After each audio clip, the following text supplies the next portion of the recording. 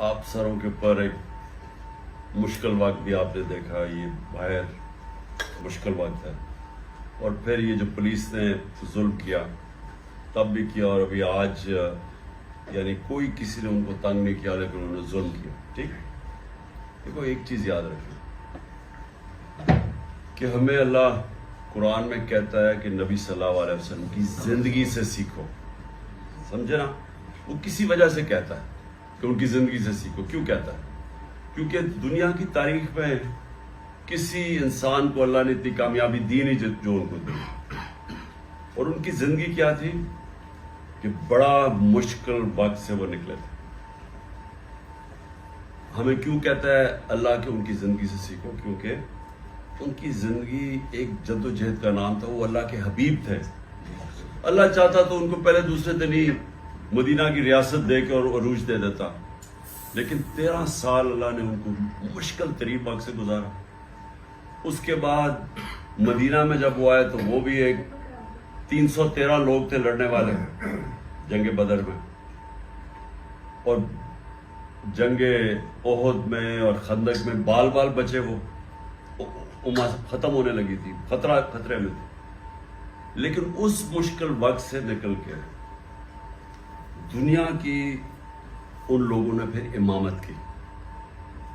ایک قرآن کی آیت ہے کہ ہر مشکل کے بعد میں آسانی دیتا ہوں. لیکن مشکلیں اللہ کی طرف سے آتی ہیں، یہ آپ کی بہتری کے لیے ہوتی ہے. مشکل انسان کو سکھاتی ہے، مشکل وقت انسان کو مضبوط کرتا ہے، مشکل وقت انسان کو لیڈر بناتا ہے. کوئی لیڈر آج تک مشکل وقت اگر اس سے نہ گزرا وہ لیڈر نہیں بنتا.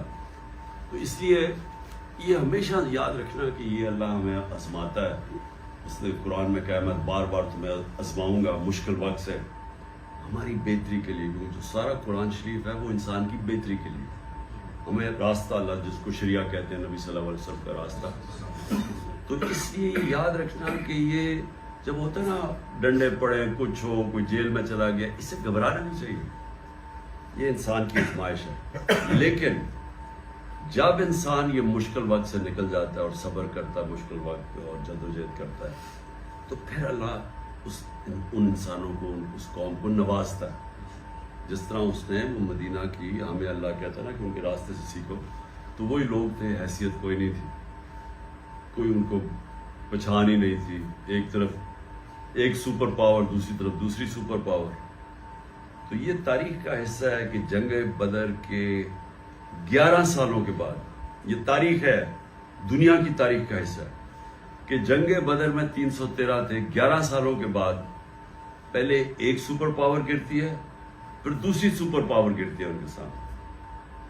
تو اس سے ہمیں کیا سمجھنا ہوتا ہے کہ کبھی مشکل وقت سے جو اللہ میں ایمان رکھنے والا آدمی کبھی گھبراتا نہیں، آزمائش لیتا ہے، یہ سمجھتا ہے کہ میں اور مجھے اللہ اوپر دے رہا ہے، عروج دے رہا ہے، مجھے مضبوط کر رہا ہے. تو آپ سب بھی جب یہاں باہر بیٹھے ہوتے ہیں یاد رکھیں کہ ہمیں اللہ نے کسی مقصد کے لیے پیدا کیا، اور وہ مقصد جو ہے اس کے اندر ہمیں وہ چاہتا ہے کہ ہم مشکل وقت کو صبر سے گزاریں، محنت کریں، اور پھر اللہ اس کو عزت دیتا ہے ان لوگوں کو، جس طرح اس نے جس ہمارے نبی کو وہ عزت دی جو آج تک کبھی کسی انسان کو نہیں ملی.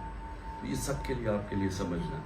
اس سے گھبرایا نہیں کرتے کہ آج یہ ہو گیا، پولیس نے ڈنڈے مار دیے. یہ پولیس اب کل آپ کے سامنے سلوٹ مارے گی.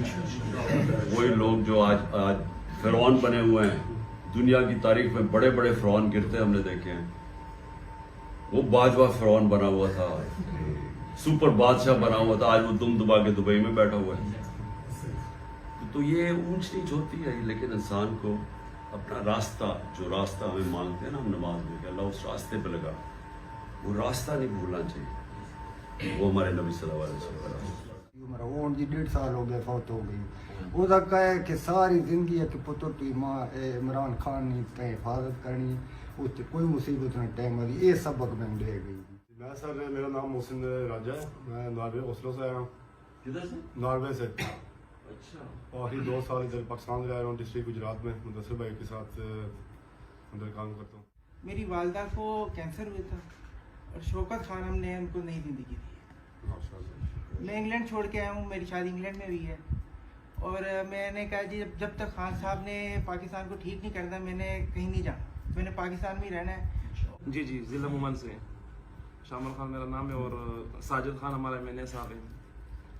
پنڈی بھی گیا, پشاور بھی گیا, میں آپ کے ایک جلسے بھی نہیں چھوڑا. میں کہ خان صاحب کو اللہ زندگی دے. نام کیا تمہارا؟ واحد خان ہے.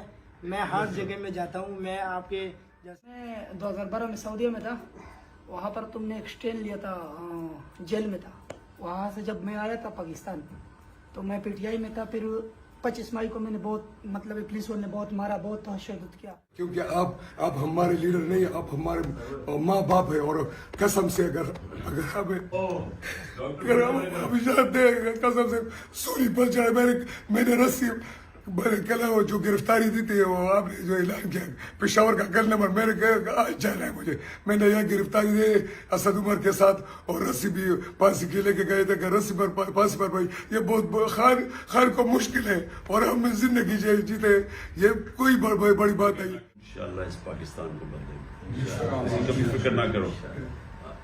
اونچ نیچ جب بھی آپ ایک جدوجہد میں ہوتے ہیں نا, ہمیشہ اونچ نیچ اس میں آتی ہے. ویسے 2009 سے آپ کا سپورٹر اور آپ کا حامی ہوں, لیکن ایکٹیو جو ہے نا وہ 2018 سے, اور جب آپ وزیر اعظم تو اس سے زیادہ ہوا ادھر سے اس وقت سے زیادہ. یہ میرا 2007 میں PTI جوائن کیا, 2009 سے 2016 تک ڈسٹرکٹ جنرل سیکرٹری رہا ہوں ٹانگ کا.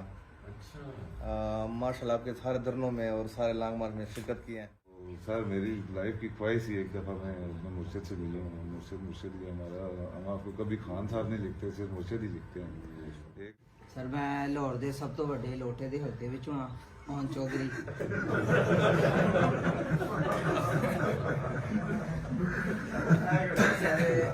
ولی جان ہے, میں گجرات سے ہوں اور پچھلے 30 دن سے ادھر ہوں. انشاءاللہ آگے بھی جب تک آپ کہیں گے خون کے آخری قطرے تک انشاءاللہ آپ کا ساتھ دیں گے اور آپ کے ساتھ کھڑے ہیں انشاءاللہ.